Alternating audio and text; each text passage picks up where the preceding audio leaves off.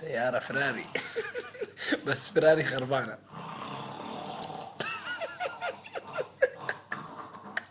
بنشرت. مشكلة يا عيال، يعني متقطع، انغام، مو.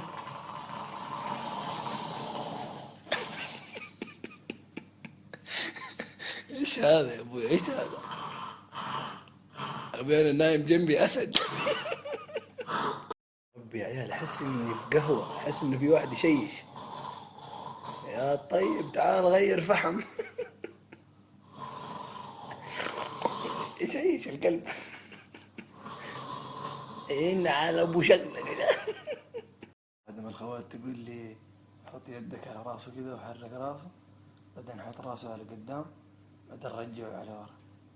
ايش هو خليت راسه قير. قير عادي لك، حط خالي قدام ورا عادي. لا اعرفه ما يوقف ما شاء الله، خلاص لما ينام يشاخر يقلب اسد ما شاء الله. هذا الخوي وانا عارفه، لما ينام يقلب ملك الغابة، اصوات وكذا. بس الحين هدى ملك الغابة الحمد لله، ما في اصوات.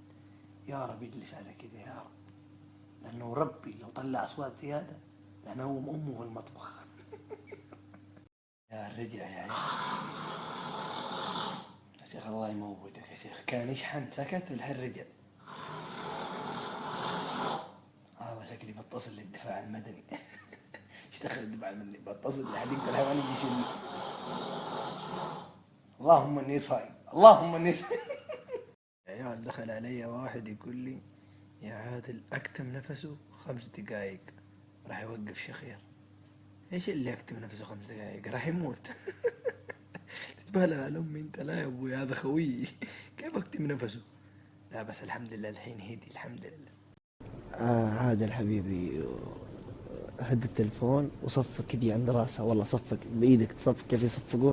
والله صفق كذي تشع تشع تشع يعني بقوة، فاهم؟ 3 صفقات بس بيوقف والله صدقني.